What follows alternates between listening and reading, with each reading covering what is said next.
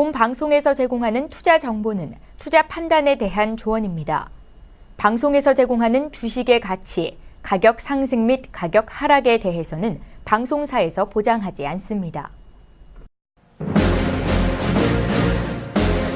네, 안녕하세요. 해외 선물의 신 시즌2 MC 김혜입니다. 1부에 이어서 2부도 여러분들을 찾아가고 있습니다. 자, 1부에서 함께 했듯이 선재 트레이더가 이번 시간 함께 계속해서 하고 있는데요. 1부에 이어서 2부도 정말 알찬 강의 준비하셨다고 하니까요. 기대 많이 해주시고 1시간 동안 채널 고정해 주시길 바라겠습니다. 저희 해외 선물의 신을 통해서 제공되는 정보는 상품의 가치와 수익률을 보장하지 않는다는 점 다시 한번 고지 도와드리도록 하겠고요. 또한 저희 프로그램은 자본시장 통합법을 준수하고 있습니다. 1:1 투자 상담과 유사수신 행위, 그리고 무인과 영업행위와 불법 대여 계좌 홍보 및 가입 권유 등 이런 모든 불법 사항에 대해서 엄중하게 금지하고 있다는 점 또한 다시 한번 고지 도와드리도록 하겠습니다. 자, 그렇다면 1강에 이어서 1부에 이어서 이번 시간도 함께 해주실 선재 트레이더를 먼저 화면 통해서 소개합니다.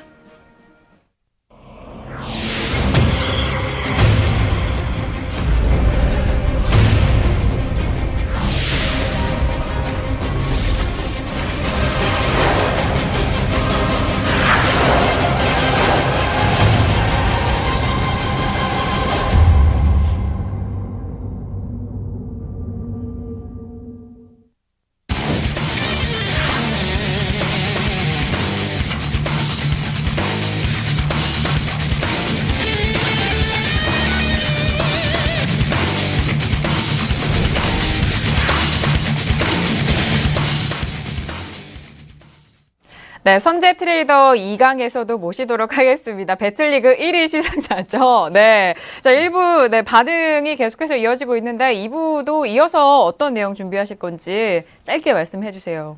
네. 이 시장 가능성에 대한 것과 그다음에 기본적인 우리가 접근하는 데 있어서 가장 기본적인 내용들 좀 설명을 해드릴까 합니다. 네, 알겠습니다. 목소리가 너무 좋으셔서 이 밤에 오디오로만으로도 시청자분들이 정말 설명과 이해가 쏙쏙 될 것 같습니다. 그러면 2부도 강의 준비를 해주시기 바라겠고요.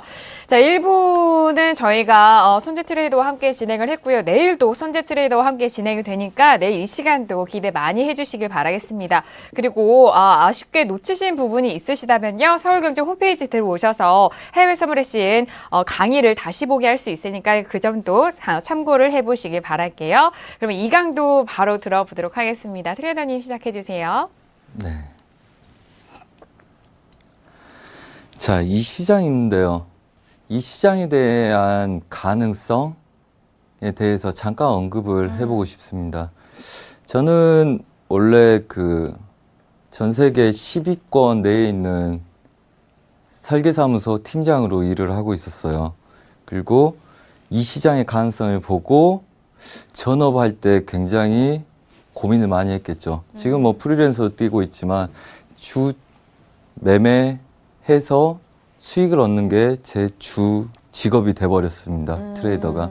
그렇다면 어떤 가능성을 보고 들어왔겠죠. 그럼요. 이 시장의 막연한 기대치로 제가 10몇 년 동안 읽어놨던 걸 한 번에 포기하고 이 시장으로는 넘어오지 않았을 거라고 봅니다. 여러분들.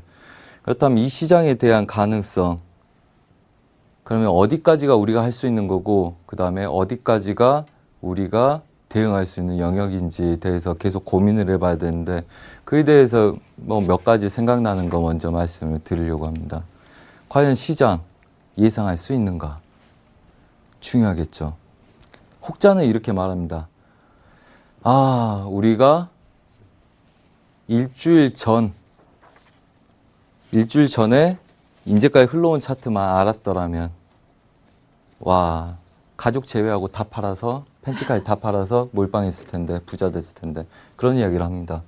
물론 확신 90% 이상 갖는 경우 많습니다. 하지만 리스크 때문에 그렇게 배팅하지 못하죠. 하지만 대다수 매일매일 우리는 예상을 하고 그거에 대한 관점으로 시장을 바라봅니다. 그래서 잘못됐을 때도 무너지지 않고 심리적으로 무너지지 않고 다시 복구할 수 있다는 가능성을 보고 시장에 덤비죠. 자, 이거 우리 대회 7월 1일 전 6월 30일 날 대회 그림입니다. 결승전 때. 결승전 때죠. 네네네. 제가 오기 전에 미리 예상해서 핸드폰을 찍어서 갖고 온 그림이에요. 그러니까 그날 크루드 오일은 크루드오일이네요. 매수, 네. 유로는 매도다. 중간 파동들이 이렇게 될 거다 예상을 하고 있었습니다. 단지 여기서 바로 반등을 할 거냐. 실제 그림들 한번 보겠습니다. 크루드 오일 이 구간이에요. 회원님들. 이렇게 눌려서 12시가 넘어서 매수로 가죠. 실제. 그 다음에 유로 이 구간인 것 같아요. 대충 얼추 이 구간일 거라고 봅니다. 그래서 이렇게 갑니다. 파동에 의해서. 그리고 각각의 자리는 또 그때그때마다 보정을 하겠죠. 하지만 이런 가능성을 볼 수 있냐? 그 다음에 그 시간까지도 예상할 수 있냐? 그럼 또 다른 거 한번 보겠습니다. 회원님들. 똑같은 선물입니다. 이거 국내 선물이에요. 예상 시황. 거의 하루도 빼짐없이 이렇게 예상 시황을 올렸던 적이 있었습니다. 굉장히 부지런했을 때. 자, 예상 시황입니다. 장중 움직임 그대로 두고 한 겁니다. 자, 이 자리 매도. 그 다음에 눌려서 다시 오면 또 이 자리 매도. 이 파동 자체를 예상하고 있다는 거죠. 실제 가능하리라고 봅니다. 계속 매일매일 이렇게 하고 있으니까요. 그 다음에 예상 시황입니다. 얘는 주식입니다. OCI입니다. 물론 회원들한테 다 사인 드렸던 거예요. 회원들. 얘네들 9만 돌파 여부가 중요하고 그냥 갖고 있으면 수익 날 것 같다. 그 다음에 이 자리에서 다시 배팅 들어가면 될 것 같은데 목표가 11만 원. 쭉. 자, 그렇다면 일반적으로 이런 예상들은 중수 이상이면 할 수 있다고 저는 봅니다. 10번 중에서 10번 못 맞히더라도 10번 중에서 요즘은 두세 번, 서너 번까지도 가능하리라 봅니다. 네. 지금 예상 시황과 함께 실제 시장의 모습을 또 비교를 하면서 보여주셨는데 일단은 6월 30일에 결승전 해외 선물의 신 시즌2의 결승전이 이뤄진 날입니다. 그날 경기 참여하기 앞서서 매매할 크루드 오일과 유로에 대한 부분을 미리 좀 전망과 예상을 하고 또 오셨다라는 그런 부분이 참 지금 기억이 남는데 자, 그런 예측을 한 이후로 그 시장 상황에 대해서 좀 대응을 하셨다라는 그런 말씀도 함께 해주시는 것 같아요. 그리고 그 전에 많은 경우에서 시장의 흐름을 살펴봤을 때 아침마다 이런 예상 시황에 대한 부분도 항상 그려보시면서 시장을 좀 대응을 했다라는 그런 말씀을 해주시는 것 같은데 맞나요? 네, 맞습니다. 네. 그렇죠. 네. 그게 이제 가능하다는 거죠. 가능하다면 네, 우리가 그걸 찾기 위해서 노력을 할 필요가 있는 거죠. 시간 낭비하지 않고. 네네. 이제 불가능하다면 거기에 시간을 많이 투자할 필요는 없다는 거죠. 하지만 가능하다. 네. 그리고 누군가가 한다. 그렇다면 그 어떤 누군가도 그거에 유사한 대응을 할 수 있을 거다. 유사한 대응을 할 수 그렇죠. 있다. 네. 일단 6월 30일 날 결승전 다시 보기로 보시면서 그리고 크루드 오일과 지금 선제 트레이더가 매매를 했던 그 종목에 대해서도 살펴보시면은 또 재미가 있을 것 같아요. 함께 참고를 해본다면은. 네, 네네. 그럴 것 같습니다. 네. 물론 예를 들자면 그런 이야기입니다. 아까 분명히 크루드 오일 매수라고 말씀을 드렸었어요. 네네. 예상을 매수로 하고 왔었고. 근데 분명히 여러분들 경기 보셨겠지만 매수 하나 배팅을 했다가 갑자기 제가 매도로 세 개를 돌립니다. 네네네. 네, 이해가 안 되죠. 네네. 그 다음에 여러분들 분석하신 분들은 아시겠지만 그게 추세 지지 저항이었어요. 바로 돌파할 수는 누가 봐도 빠지지 않을 때는 매수의 포지션이 맞는데 그 이제 작은 잔파동을 보는 거죠. 12시 네. 안에 돌파를 할 건지 말 건지. 그래서 그걸 계산할 수도 있다는 거죠. 이건 물론 이제 해지 매매에 대한 거는 나중에 오겠지만 네. 그때는 또 다른 목적이 있었기 때문에 매매를 그렇게 한 거고요. 네. 충분히 그 추세에서의 잔파동까지도 사람들은 분석이 낼 수 있다. 그다음에 그걸 대응할 수 있다. 그거는 가능성이다. 이렇게 보고 있습니다. 네, 알겠습니다. 그 결승전 때 이야기를 또 해주시니까 네, 많은 분들이 궁금하셨던 부분이 왜냐하면 그 대회 이후에 좀 소감 같은 시간이 좀 짧았기 때문에 궁금하셨을 것도 같아요. 자, 그리고 또 결승전 같은 경우에 시간이 좀 제약이 되어 있어서 이런 예상과 그런 시간에 대한 그런 집중도라든지 적중 그런 부분도 참 생각을 많이 하셨을 것 같은데 네, 그런 히스토리를 좀 들어봤습니다. 자, 이어서 계속해서 강의 이어갈게요. 네. 네. 자, 그렇다면 어느 정도 예상을 할 수 있다. 그리고 이런 분석 정도는 추세 지지 저항에 의해서도 나올 수 있는 거기 때문에 파동의 움직임 말고는 목표값이나 어느 자리 매수가 좋은지는 누구나 다 분석할 수 있는 내용들이다. 이렇게 말씀드리겠습니다. 네. 그거는 실제 가능성이다.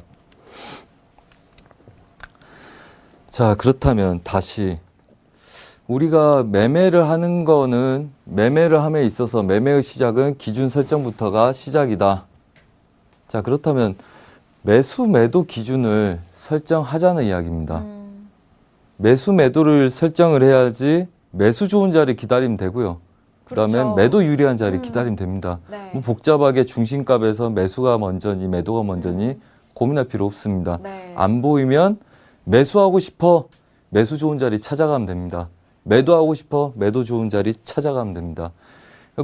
이걸 설정하는 게 가장 좋지만 설정 못해도 그냥 유리한 자리 기다리면 되는 겁니다. 그래서 기다림 매매가 되는 거죠. 네. 두 번째, 보합장과 추세장을 구분하자. 어려워요. 제일 어렵죠? 어려워하실 것 같아요. 네. 가장 쉽게 어떻게 구분할 수 있을까요? 그냥 뭐 가장 편한 건 그거죠. 어떤 강한 저항이 네. 근처에 가까이 있으면 얘네들은 보합장일 가능성이 높겠구나. 거기서 움직임 시간이 아니다. 예를 들어서 유럽장 중반장이다. 아니면 뭐 미장 전에 기다린 장이다. 그 다음에 지표를 기다린 장이다. 근데 저항이 위아래 강하게 놓여 있다. 그러면 보합을 예상할 수 있겠죠. 네네. 그래서 물량이 많이 나오는 시간과 그 다음에 저항을 보고 기본적인 분석이 가능할 수 있다. 뭐 그거는 한 세 가지 중에 뭐 딱 한 가지지만 가장 기초적인 보합장과 추세장을 구분하는 거겠죠. 그다음에 이제 뭐 보조 지표를 활용하는 거. 보조 지표를 활용하는 거는 이제 단가들이 맞춰져서 우리가 그걸 보기 편하게 만들어주기 때문에 거기서도 어느 정도 예측이 가능하리라 봅니다. 뭐 또 한 가지 이야기해 볼까요? 예를 들어서 볼린저 밴드를 여러 가지 겹쳐봤어요. 근데 볼린저 밴드를 얘를 30분 봉짜리 얘가 예를 들어서 30분 분봉이라고 하자고요. 얘를 방향을 틀어서 꺾으려면 최소한 봉이 두세 개는 있어줘야지 전반적으로 흐름이 꺾여집니다. 그래서 뭐 그거에 대한 가능성 계산을 해볼 수가 있겠죠. 근데 뭐 이제 좀 말이 복잡해지니까 우선은 보합장과 추세장도 구분할 수 있다. 구분을 하자. 네. 그 다음에 오차 기준을 설정을 하자. 오차 기준을 설정을 해야지 대응 영역에 들 수 있겠죠. 손절 라인과 그 다음에 버릴 건지 말 건지 결정하는 거. 대부분 손절을 무서워하는 이유가 그겁니다.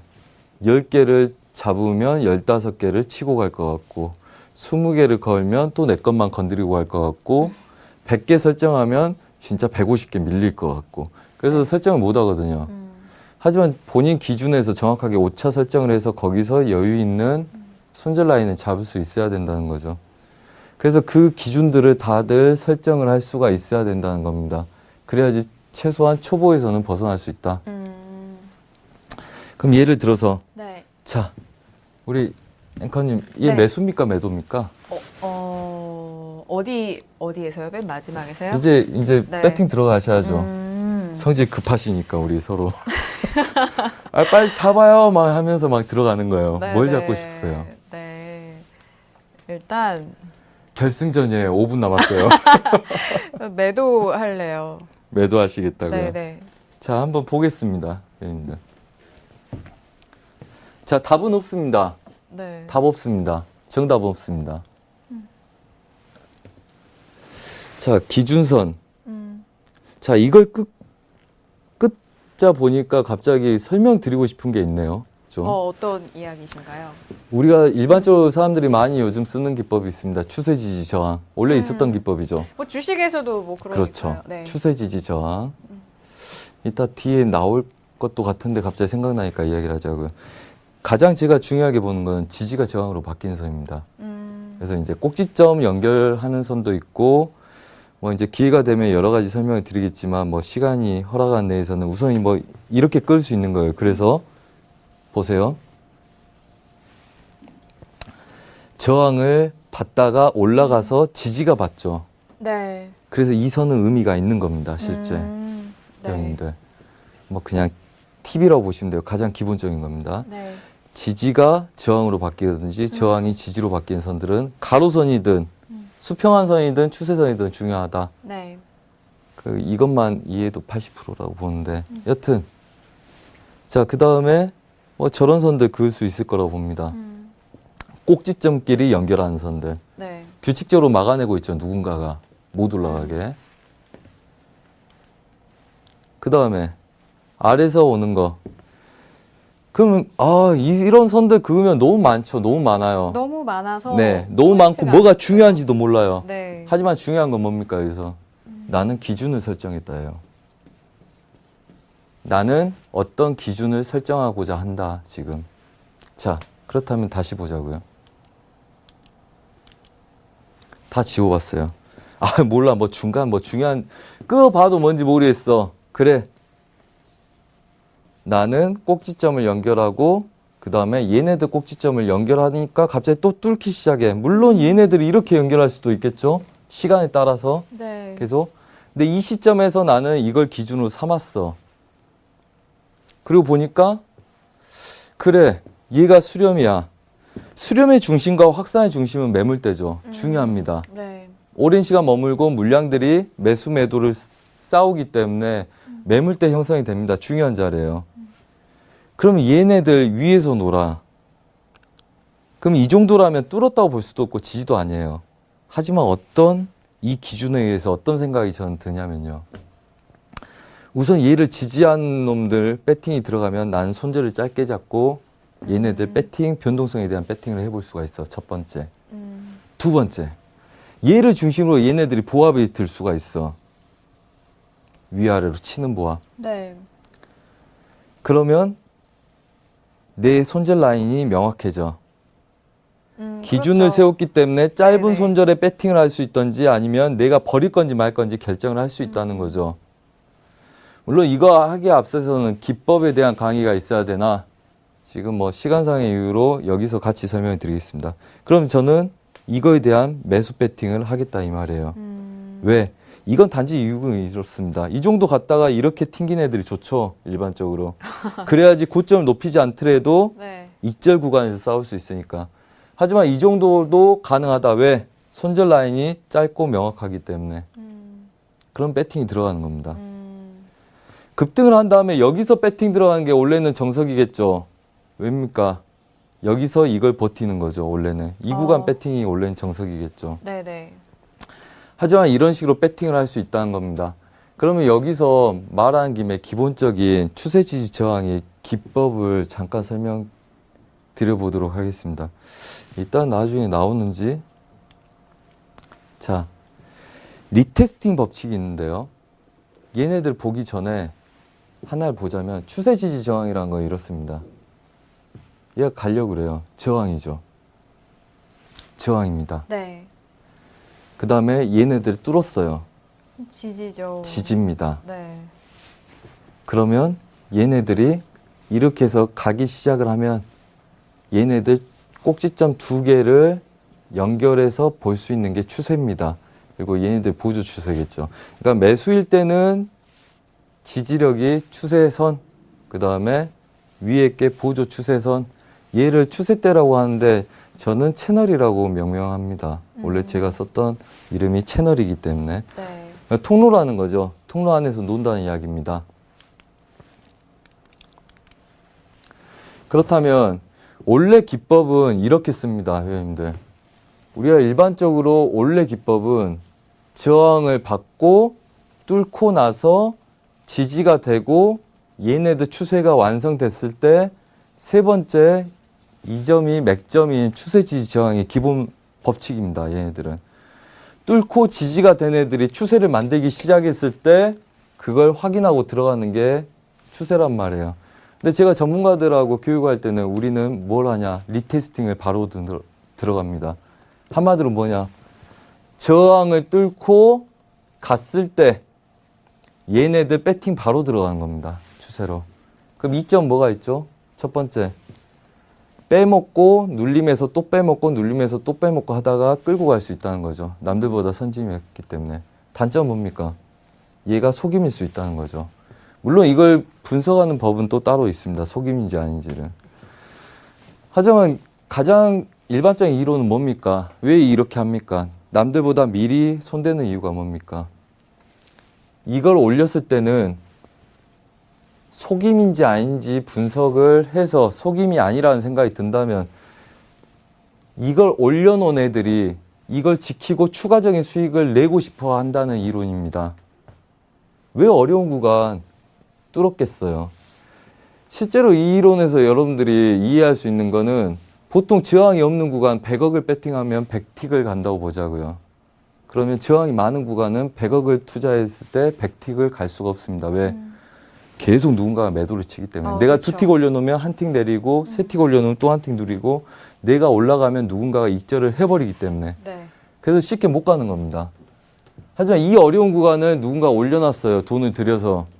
그럼 누군가는 지키고 추가적인 수익을 얻고자 하는 게 있다는 거죠. 그게 이제 풀어서 보면 저는 리테스팅 법칙이라고 합니다. 가장 기본이 되는 법칙이라고 이야기를 해요. 그러면 원래 우리가 매수로 캔들이 가는 이유는 뭡니까? 누군가가 샀기 때문이죠. 그쵸. 매수로. 그럼 두 번째는 뭡니까? 매도를 하는 사람이 없을 때, 물량이 적을 때. 네, 그럴 수도 있죠. 네. 그리고 두 번째 이유는 매도의 청산입니다. 매도의 청산. 그렇죠. 매수로. 매수로 가는 이유는 매수로 튕기는 이유는 매수를 누가 잡든지 매도를 익절했을 때요. 그렇죠. 자, 그러면 리테스팅 법칙에 대해서 이야기를 해보겠습니다. 큰 저항점이 있으면 변곡을 노립니다. 일반적으로. 그게 크든 적든 왜입니까? 그 확률을 저는 60% 정도 봅니다. 저항이 있으면 매수로 끌고 온 사람들이 일부 차익을 합니다. 왜? 리스크 관리를 해야 되니까. 일부 차익, 제가 여기서 매수 배팅이 들어갔어요. 여기서 반청을 한다고 보자고요. 네. 반청을 하고 다시 원점으로 밀려도 저는 수익이죠. 그죠. 반절. 절반 물량에 대한 네. 수익이죠. 그렇기 때문에 큰 저항이 있으면 일부 익절이 나오기 시작을 합니다. 대체적으로 60%가 그렇게 움직입니다.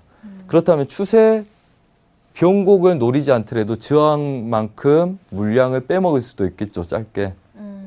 그거의 첫 번째 가능성. 두 번째, 큰 저항점을 뚫으면 다시 리테스팅 하는 걸 노린다. 방금 전에 말씀드렸던 겁니다. 누군가 돈을 들여서 뚫었어요. 큰 저항을. 그럼 걔네들은 지지될 가능성이 높다는 거죠. 이게 눌림 추세 매수죠. 여러분들 보는. 네. 이게 변곡 매매고 이게 추세 매매죠. 그 다음에 나머지 10%가 걔를 중심으로 보합되는 애들입니다. 얘 배팅하니까 또 기어 들어오고 또 용어가 좀 그러네요. 죄송합니다. 자, 또 들어오고 다시 그 구간에서 보합권. 그래서 보합이란 거는 두세 가지가 있는데 박스 보합, 그 다음에 수렴 보합, 그 다음에 확산 보합이 있습니다. 그래서 여러분들이 그걸 잘 이해 못 하시기 때문에 항상 단순하게 보합은 보합, 채널 보합도 있죠. 회원님들. 높이는데 일정 간격으로 올라가는 애들. 나중에 3부에서 저희가 내일 차트를 열어서 보는 기회가 생긴다면 뭐 그런 거에 대해서 여러 가지를 한번 같이 봐볼 거예요. 네네. 그래서 이 리테스팅 법칙은 굉장히 중요하고 가장 기초적인 그리고 가장 기본적인 우리가 지켜야 될 내용이라고 봅니다. 매수는 매수한 애들도 있지만 매도의 청산이 나올 수도 있다. 자, 한마디로 이런 거겠죠? 자, 칠판 대신 여기 활용을 하겠습니다. 자, 파동이 이렇게 갑니다. 자, 초보 누군가는 여기서부터 여기까지 먹어요. 그 다음에 매도 보고 싶은 사람은 여기서부터 여기까지 먹어요. 그 다음에 고수들은 이 파동을 견뎌내면서 먹습니다. 100만 원 수익 났던 게 50만 원까지 밀리더라도 견뎌서 150만 원 먹는 거죠. 네. 당연히 그러니까 초보분들 뭐예요? 빨리 안 가면 익절하고 다시 좋은 자리를 찾고 이런 매매가 되는 거고요. 중수나 고수들은 얘네들 참습니다. 참다가 잘못되면 리스크는 커지죠. 그걸 감내하고 할 수 있는 거는 초보가 아니라는 거예요. 그래서 이런 파동들이 있는데 그렇다면 중간중간 어디를 먹을까는 결정한다는 거죠. 내가 이 매수를 배팅하려고 했는데 놓쳐버렸어요. 자, 목표가 여긴 것 같아. 중간에 굉장히 큰 파동 저항이 있어. 가로저항점이든 추세저항이든. 그렇다면 어떤 사람들은 얘네들을 중간에서 빼먹을 수가 있겠죠. 반대 매매. 그러니까 추세 매매인지 반대 매매인지 사람들이 따지는데 그거는 이걸 목표가를 정확히 알지 못하는 사람들은 추세 매매, 반대 매매 논할 수가 없습니다. 어디가 끝이고 어디가 변곡인지 모르기 때문에. 그럼 얘가 추세 매매입니까? 얘가 추세 매매입니까? 모르죠. 이 파동이 완벽하게 이렇게 완성될 거라는 걸 아는 사람만 매수는 추세 매매, 매도는 반대 매매 이렇게 명명을 할 수 있는 겁니다. 여러분들. 그래서 그것도 중고수가 이야기를 할 수 있는 거고 그걸 정확히 본 사람이 이야기할 수 있다는 거죠. 그럼 그게 중요하지 않다는 이야기입니다. 여기서 저항을 받고 얼마가 밀릴 거냐, 그 다음에 여기서 지지가 된 애들이 얼마가 갈 거냐, 목표값이 어디냐, 그러하는 게 중요하다는 거예요. 응?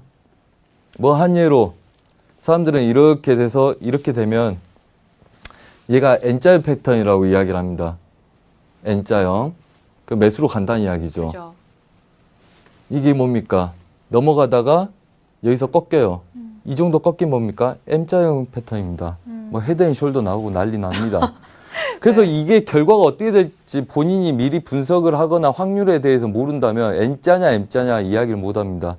한 예로 또 예를 하나 들게 되는데 이 이야기를 할게요. 어떤 예인가요? 어떤 회원님이 그때 이야기더라고요. 우리가 매수 배팅이 딱 들어갔어요.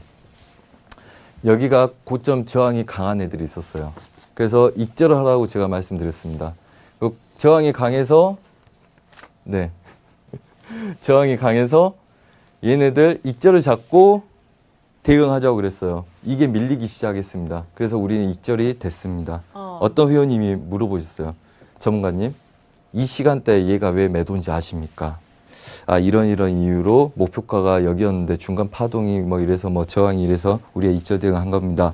그래서 못 넘어갈 확률이 높아서 초보분들은 다 정리 들어가라 그랬고 나머지는 익절 대응한 건데요. 왜 그러시죠? 선생님, 쌍고라서 밀린 겁니다. 이러시는 거예요. 쌍고라서.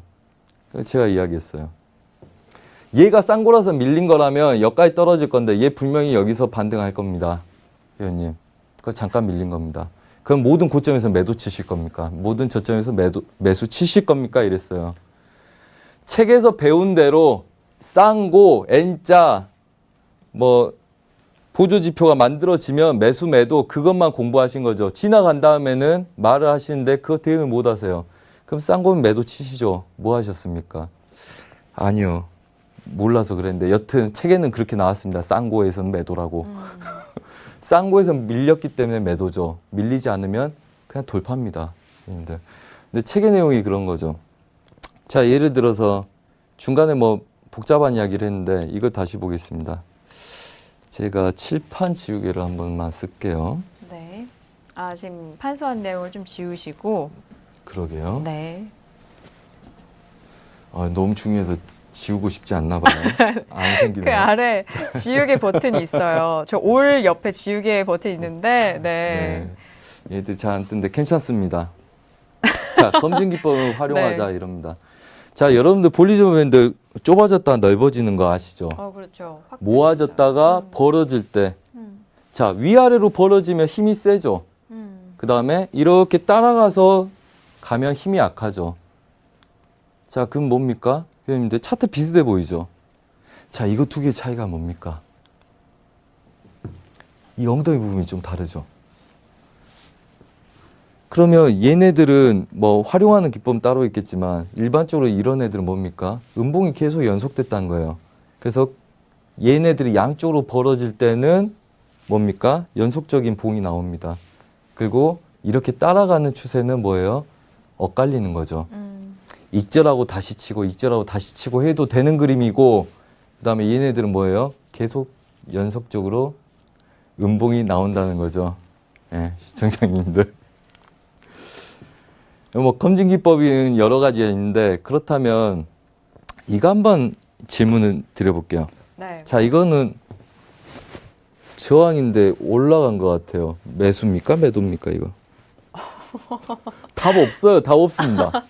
답이 어디 있습니까? 아이, 뭐 올라가네요. 그래요? 네. 매수 배팅 바로 들어갈까요? 자, 검증 기법을 활용해야 됩니다. 저는 제 기법에서는 얘네들은 눌림이 있어야 될 애들입니다. 그거는 설명드릴게요. 네. 얘네들은 한번 눌림이 있습니다. 자, 이거에 대한 시장에는 힘과 주기와 추세가 있다고 그랬어요. 얘네들은 RSI입니다. RSI는 뭐죠? 자, 여러분들이 일반적으로 볼 때 RSI 중요하게 보자고 그래요. 사람들이 많이들. 네. 근데 RSI는 뭐냐면 그냥 봉의 세기를 그대로 나타내는 겁니다. 아, 한 봉의 그 캔들의 그렇죠. 세기를 몸통하고 네. 꼬리와 비교를 해서 차트 보조 지표로 움직임을 보여주는 거죠. 꼬리가 기냐 짧냐예요. 한마디로. 그래서 캔들하고 비슷하게 움직이는데 중요한 캔들 보면 되지 왜 RSI를 보는지 잘 모르겠어요. 보려면 RSI는 뭐 다이버전스나 아니면 50 중심 위에서 노느냐 안 노느냐를 보는 겁니다, 여러분들. 근데 대다수가 RSI 중요하다 그래요. 오히려 저는 스토캐스트를 더 중요하게 생각합니다. 주기. 왜? 급반이 우월반이려면 전체 꼴등이 종교 10등 안에 들어가야 돼요, 회원님들. 가장 약한 애들이 잘하는 반이 잘하는 거란 말이에요. 자, RSI하고 스토캐스트가 있는데 스토캐스트는 주기예요. 그 다음에 RSI는 힘입니다. 자, 그렇다면 거기서 주기가 맞으면 차트는 움직여요. 그래서 약한 게 중요한 거겠죠. 자, 여기서는 뭐냐면 왜 이걸 돌파 못하냐고 설정을 해놨냐면 얘 지금 볼린저 밴드를 RSI보다 적게 설정해 놓은 겁니다. 그래서 예를 들어서 얘를 10개 봉을 보겠다 해놨으면 얘가 15개 봉이에요. 아닙니다. 반대입니다. 얘가 15개 설정했으면 얘가 10개입니다. 자, 그럼 시청자분들이 보실 때는 얘네들 중심 넘어갔으니까 지키고 갔으면 좋겠죠. 그러면 항상 그걸 우리가 볼 수는 없어요. 근데 이걸 검증 기법으로 활용을 하는 거죠. 자, 15개 설정을 해놓은 볼린저 밴드가 있어요. 그 다음에 10개를 설정한 RSI가 있습니다. 자, RSI의 50은 중심이에요. 볼린저 밴드의 중심은 2평하고 똑같은 역할을 하는 중심입니다. 15개짜리가 돌파했는데 중심을 10개짜리가 못 쫓아오고 있습니다. 우리가 꼬리와 몸통을 계산하지 못해서 그러지 실제 그렇다면 얘는 너무 조급하게 움직이고 있다는 거예요. 바로 정착하지 못하고 보통 10번 중에 9번은 밀립니다. 이러면 병곡일 가능성도 굉장히 높고요. 자, 그렇다면 얘네들은 그 다음부터 뭐예요? 추세 지지력에서 기다렸다 배팅 들어가는 게 유리하겠죠. 이걸 모른다면 여기서 쫓아갔다가 밀리니까 버리고 또 가니까 잡고 굉장히 매매가 꼬일 수 있는 상황이 됩니다. 근데 이런 검증 기법, 책에서 나오진 않지만 이론적으로 가능하다 생각되는 것들, 모든 보조 지표가 맞을 때 걔네들 엇박자가 맞아줘야지 간다. 그래서 뭐 이런 검증 기법을 활용할 수 있는 거죠. 실제로 분봉에서는 더더욱 잘 맞습니다, 회원님들. 거의 놓치면 저것 때문에 당해요. 저도 이런 것들 체크 못 할 때 많이 당합니다. 자, 뭐 이런 이야기를 하고 싶어요. 우선은 한번 정리를 하고 또 기술적인 분석에 대해서 시간이 남으면 말씀을 드려보고 싶습니다. 네. 자, 우선 불필요한 것을 버리라고 말씀드립니다. 기본적인 분석 툴과 프로세스를 따르는데 메인 분석 툴이 있어야 되고 그 다음에 보조 지표를 갖고 있어야 된다. 전반적으로 저는 메인 분석 툴은 차트 분석이라고 보고 있습니다.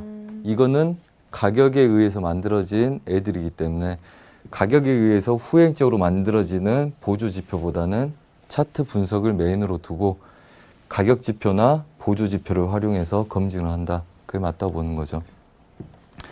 그 다음에 이 시장은 굉장히 빠르게 움직입니다. 본인이 가장 믿는 거, 어차피 62%에서 70%의 확률은 다 됩니다. 그러면 본인이 가장 믿는 거, 갑작스런 본인이 보는 거하고 다른 방향으로 움직일 때 그걸 캐치해내놓고 버릴 건지 유지할 건지를 파악할 수 있는 몇 초 만에 분석이 가능한 한두 가지의 몰두를 해야 된다. 누구 기법이 좋고 누구 기법이 안 좋다 말하지 않겠습니다. 그냥 본인한테 익숙한 기법이 유리한 겁니다. 그리고 그거에 대한 지표들이 자기 눈에 잘 들어오는 게 본인한테 심리적으로 안정감을 주겠죠. 네. 그런 지표가 중요하다고 봅니다. 그 나머지 내용들은 컨트롤 하랍니다. 사실 저도 뭐 별로 매매할 때 부담감 느끼지 않습니다. 매매할 때 사람들하고 영화도 보고요. 그 다음에 누가 건드린다 해서 짜증내거나 흔들리지 않습니다. 역시. 절대. 네. 예. 그건 이제 본인이 보는 게 있고 그 다음에 그 리스크를 충분히 알기 때문에 그렇죠. 아, 내가 이거 갖고 있다가 죽으면 얼마 깨지겠구나. 괜찮아. 깨지기 싫으면 손절 짧게 잡으면 되죠. 그건 선택하면 되지 않습니까? 왜 그렇게 불안해할 필요가 있습니까? 자, 우리가 일반적으로는 내동매매합니다. 자, 부족해 아깝다. 아, 시청자들이죠. 자, 부족해 아깝다. 과다한 욕심. 아유, 지루해 답답해. 자제력. 자제력, 과도한 욕심, 내동매매. 제가 이번에 해서 굉장히 힘들었던 것들입니다. 우리 회원들 잘 듣고 계시니까 아시겠지만 아까 나온 내용에 그 내용이 있습니다. 대여하는 기간 동안 단 하루도 손실 준 걸 본 적은 없다. 니만 깨졌지 저보다. 물론 맞습니다. 저 혼자 내동매매에 과도한 욕심에 자제력을 잃고 뭐 어때? 이런 배팅이 들어갔던 거죠. 이 컨트롤을 잘하는 게 가장 중요하고요. 그 다음에 스트레스 조절.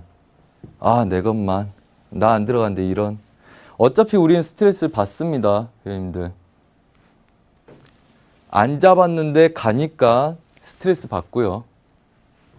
그 다음에 잡았는데 수익이 나고 있는데 갖고 있으면 더 먹지 않을까 스트레스 받고요. 그 다음에 얘네들 밀리는데 갖고 있으면 다시 올 것 같은데 더 내려가나 스트레스 받고요. 하다 안 하든 스트레스 받습니다. 그렇다면 뭡니까? 즐겨야 되겠죠. 스트레스 안 받으려면 스트레스 조절하려고 노력을 해야 됩니다.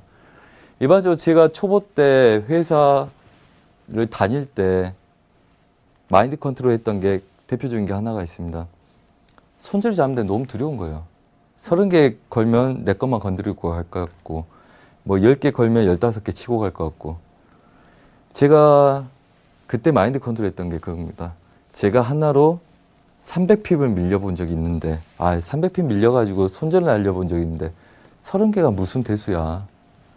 아침마다 일어나서 배팅이 들어갈 때 나 300개 주고 본 사람이야.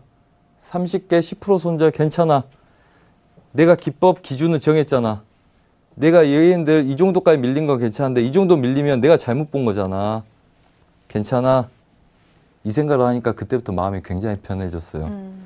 저한테 제가 마음속에 스승이라고 생각하시는 분이 딱 두 분 계십니다. 어떤 분인가요? 가르쳐준 거 하나도 없어요. 오히려 제가 교육시켜드렸는데 딱 두 가지. 네, 그렇습니다. 우습죠? 근데 저는 항상 그 사람들 스승이라고 생각합니다. 한 분은 그분이 5분봉 분석을 하셨어요. 제가 틱봉 분석을 하기 때문에 저희 오차는 뭐 5틱, 10틱 이내입니다. 하지만 그분이 5분봉 분석을 하셨기 때문에 10틱이셨어요. 저보다 미리 배우셨고 그분이 술자리에서 한 이야기가 있습니다. 내가 오차를 보니까 5개에서 10개 미만이더라. 일반적으로 80%가. 그러면 10개를 나는 손절을 잡고 들어간다. 배팅을 5개에서 10개를 하니까. 자, 10개는 내 거 건드리면 운이 없었다고 생각을 하겠다. 그게 내 원칙이니까. 그 이야기를 옆에서 듣는데 정말 닭살 돋는 것처럼 몸에 확 와닿았어요. 그걸 제가 느낀 거 하나고요. 두 번째, 국선하신 분, 전문가분이 나는 마디를 2.5포 마디를 본다. 2.5마디마다 목표가 있다고 본다. 나는 중간에서는 얘를 뚫었으면 무조건 얘 간다고 본다. 중간에서 반대 매매 치지 않는다. 목표에서 반대 매매 치지 않는다. 그걸 주변 사람들하고 또 술 마실 때 이야기하고 있는데 그걸 듣는 상태에서 갑자기 또 전율이 느껴졌습니다. 내가 보는 목표, 내가 지표에서 보든 목표가를 설정해서 보든 거기 가기 전에는 반대 매매를 함부로 치지 않는다. 사실 그렇게 해서 안정적인 매매를 했는데 이번에는 뭐 반대 매매 치고 욕심 부려서 뭐 중간 파동도 보고 싶고 해서 많이 꼬였었죠. 하지만 그 두 가지가 저를 하루아침에 바꾸게 하는 원동력이었습니다. 물론 제가 누구 밑에서 리딩을 듣거나 누구 밑에서 교육을 받아본 적은 단 한 번도 없습니다. 그래서 전문가들을 가르치는 거겠죠. 그리고 회원들로 받아들이고.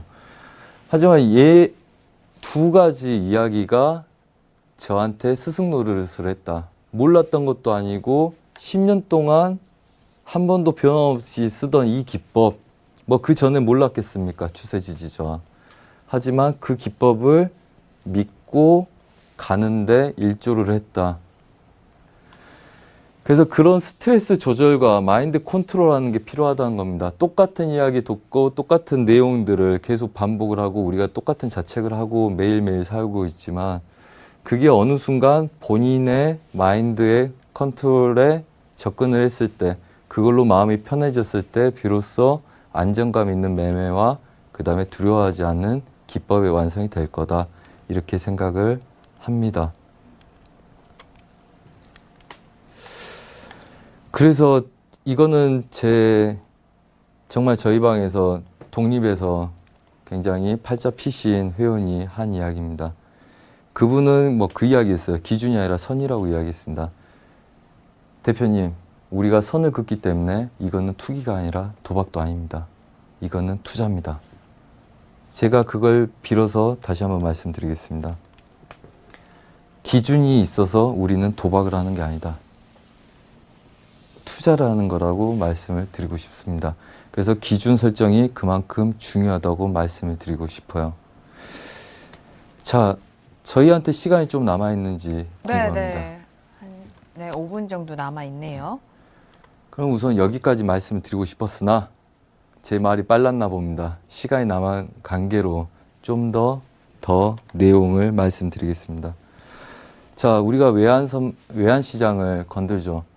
자, 선물에는 뭐 상품, 기금속 여러 가지가 있지만 그거의 주력은 통화상입니다. 그래서 통화상에 대해서 말씀을 드릴게요. 자, 우리 외환시장 24시간 거래가 되고 있죠. 자, 시드니를 빌미로 해서 아시아 시장, 그 다음에 유럽, 미국 시장 이렇게 열립니다. 가장 거래가 활발히 되는 시간이 어디입니까? 파리, 런던, 뉴욕이 겹치는 유럽장입니다. 원래 미국장이라 그러는데 원래는 유럽장입니다. 왜입니다. 유럽장 자체는 움직임이 굉장히 적었던 장이에요. 최근 2, 3년 사이에 거래량이 많이 늘어나고 이슈가 유로존 위기 이슈에서 미국 테이퍼링 금리 인상 이슈로 넘어가면서 시간이 늦춰진 겁니다. 왜입니다.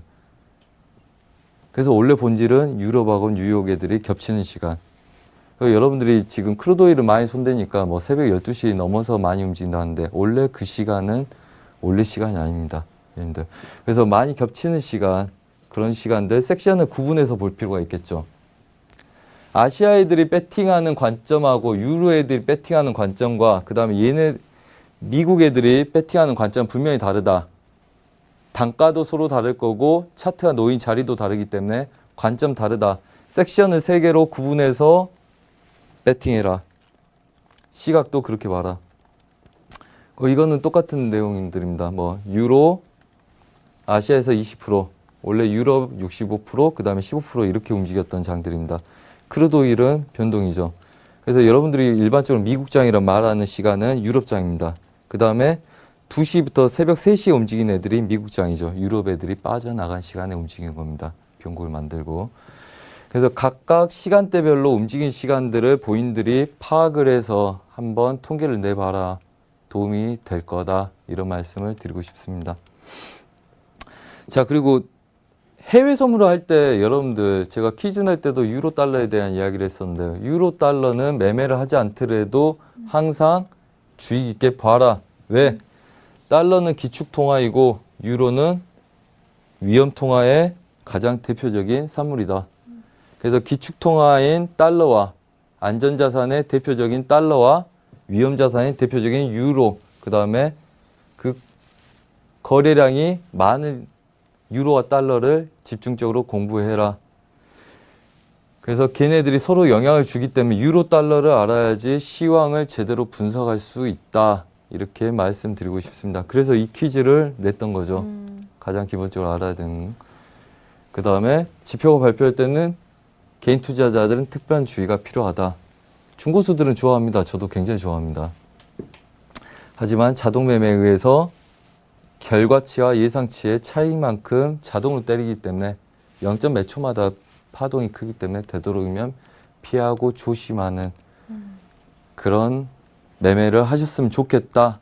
이렇게 말씀드리고 싶습니다. 네, 알겠습니다. 자, 이 강에도 또 알차게 이렇게 강의를 해 주셨어요. 좀 전에 저희가 부적절한 언어 사용에 대한 부분 다시 한번 시청자분들에게 사과 말씀 부탁드리도록 하겠고요.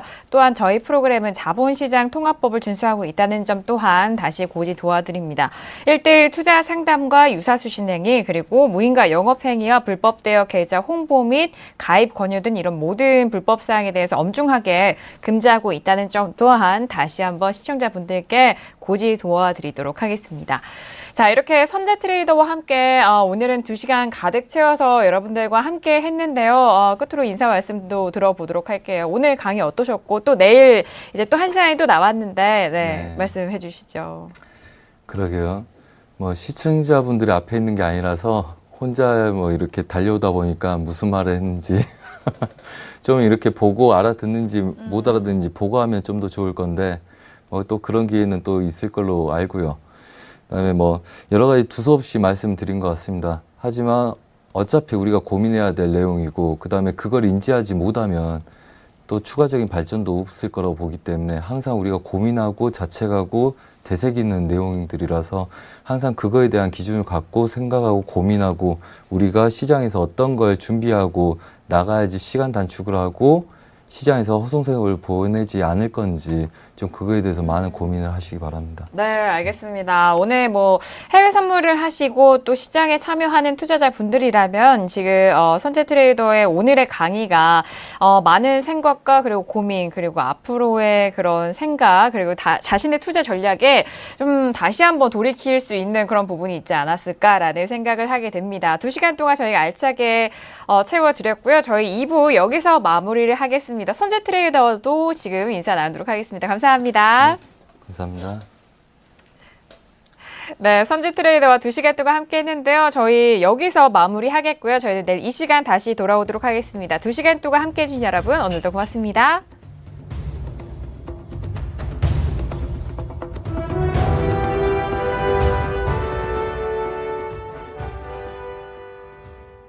본 방송에서 제공하는 투자 정보는 투자 판단에 대한 조언입니다. 방송에서 제공하는 주식의 가치, 가격 상승 및 가격 하락에 대해서는 방송사에서 보장하지 않습니다.